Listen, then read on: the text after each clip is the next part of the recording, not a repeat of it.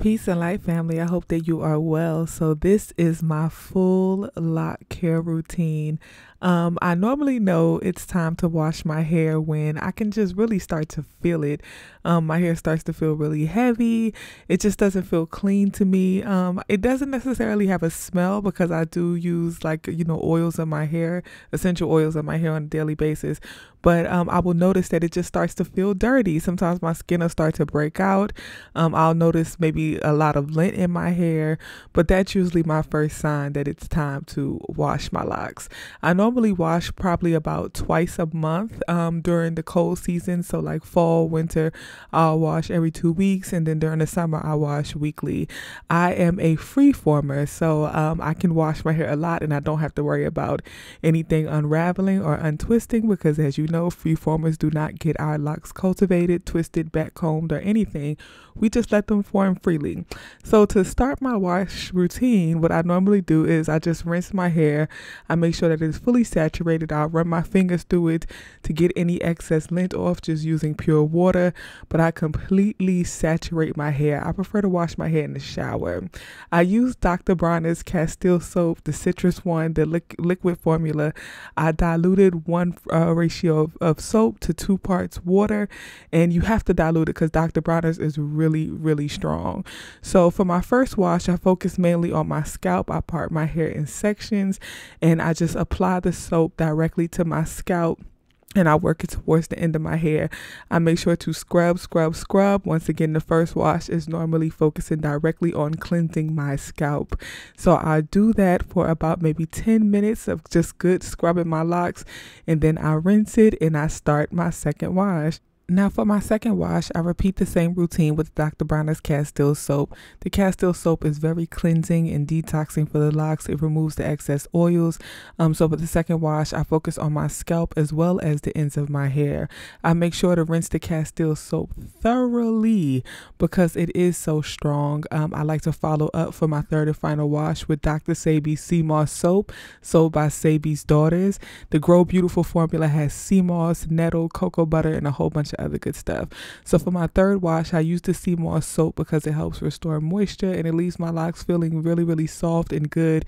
The nettle also promotes good hair growth. So I like to get a nice good scrub on my scalp, my actual locks. I like to work it through the ends of my locks just to restore some of that moisture back in, get those nettle herbs working through my scalp and working through my locks, and it just feels so good after I finish. Now, after I finish with the Seamoss soap wash, I'll spend about an hour rinsing my locks thoroughly. I don't want any soap residue in my locks, so I will continue to rinse until the water runs clear. Once again, I do not wring my locks. I allow my locks to drip dry for about an hour, and then I will do a light blow dry on my locks for about 30 minutes to 45 minutes. I don't blow dry them until they're completely dry, but just until all the excess moisture is out of my locks.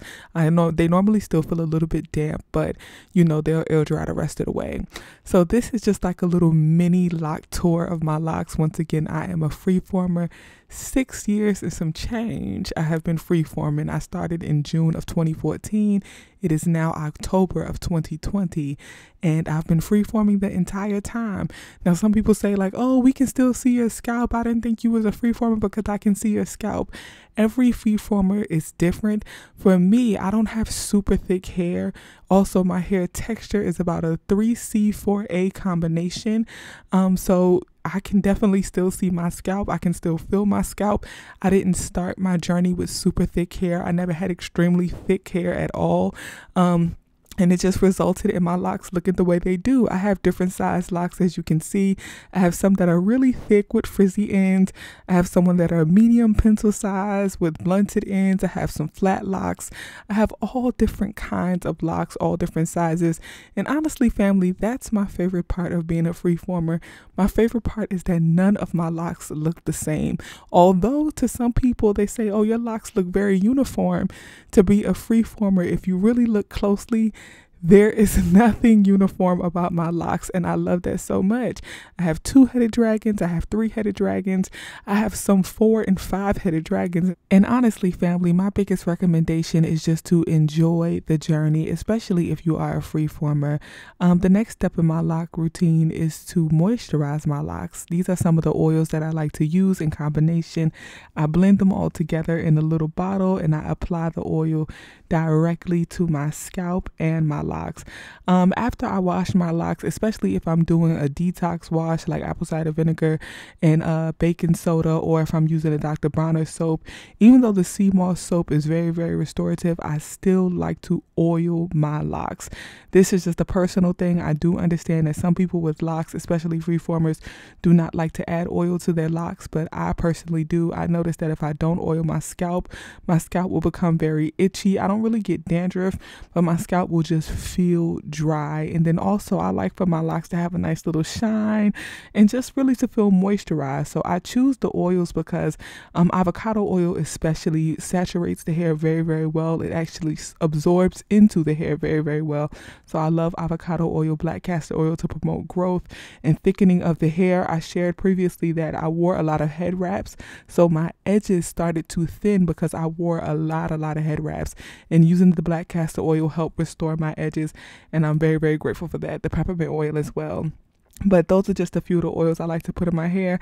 Sometimes I'll switch it up, but for the most part, this is my consistent formula. So I moisturize my scalp, I massage it into my scalp really well, and then I focus a lot on the ends of my locks. As our locks grow, sometimes we neglect our ends, and we cannot do that. Just like if your hair was loose natural, you have to care for the ends of your locks, because you will notice that they will start to split, they'll start to break off. I also like to focus on the parts of my hair that are dyed. If you noticed, I dyed the front of my hair. I actually have a video from when I did it. I dyed my locks in the front, the ones I'm moisturizing right now. So I like to make sure I put a little extra love and care and moisture into those locks. I do all around my edges. I do my sides, my roots, ends, and I just really focus heavy on getting those oils onto my locks. You know, we have to make sure that our locks are cared for, moisturized, and they're just receiving all the supplements and nourishments the same way we would give our skin, we would give our lips, we would give our body. I like to care for my locks the same way. Now, the last part of my lock care routine is to do a spiritual cleanse of my locks. I like to use white sage. Sometimes I'll use Palo Santo. Sometimes I'll use basil or rosemary, just depending on what the energy calls for. This particular night was the full moon in Aries. This was October 1st, 2020.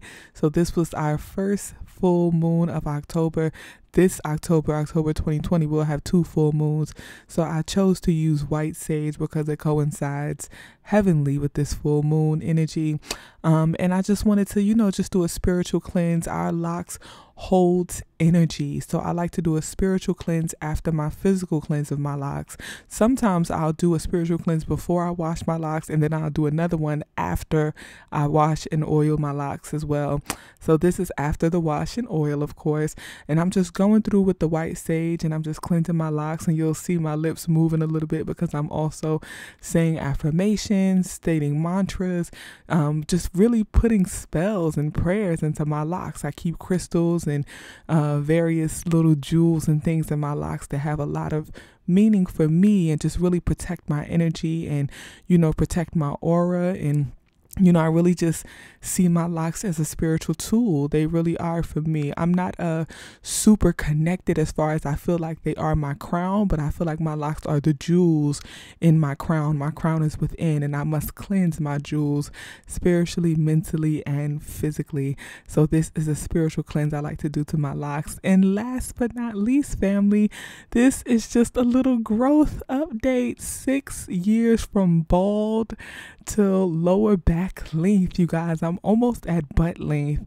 I'm pretty conservative, so I didn't want to show too much, but I am almost at butt length, family, and I'm super excited about that. From bald all the way to there.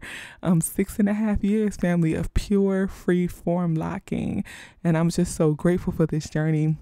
It's been a beautiful one, honestly. So just, yeah, I'm super excited. So after the spiritual cleanse, I just, let my locks finish air drying. I let them get a little bit of sun, because once again, even though I blow dry, I don't blow dry until they're completely dry. I just let them get a little sun and dry the rest of the way. And this is the final product, you guys. And I'm so, so grateful for it. And they just feel good. They just feel free. So I hope you enjoyed this lock care routine, family. Thank you so much for watching. I appreciate your time, energy, and this is just a little close-up look of my locks. You can see my curl pattern through my locks. And I just really, really love them, and I enjoy freeforming so much. So if you are considering locking your hair, do it. If you are considering freeforming, do it, family. It's like one of the best decisions I've ever made. Very low maintenance. Of course, because as a freeformer, we don't get our locks twisted or cultivated in any way. We really just let them go. And you'll see I have so many loose roots and I have like loose hair, but that's just a part of the journey. The beauty of freeforming, it's not about perfection. It's really about freedom. It's about allowing your locks to be whoever and whatever they want to be. I have new locks, these little baby locks that are popping up all throughout my hair. I have about 4 or 5 of those. I have some longer locks that are doing their own thing and congoing as they want. I have loose hairs. We call them fairy knots. I have little fairy knots and loose hairs. I have all kinds of things happening, you guys. Every day, honestly, there's a new discovery with my locks. But I love them and I'm super, super grateful. And honestly, it's fun, you guys. It's fun. It's free. And it's just dope. It's dope, family. So if you are considering locking your hair, lock. If you are considering freeforming, freeform. And guess what? You can always change your mind. You have the right to do that, okay? You have the right to do that. You have the freedom to do that. Form freely, mentally, spiritually, physically, family. Like, share, subscribe. Thank you so much for watching. Much peace, family.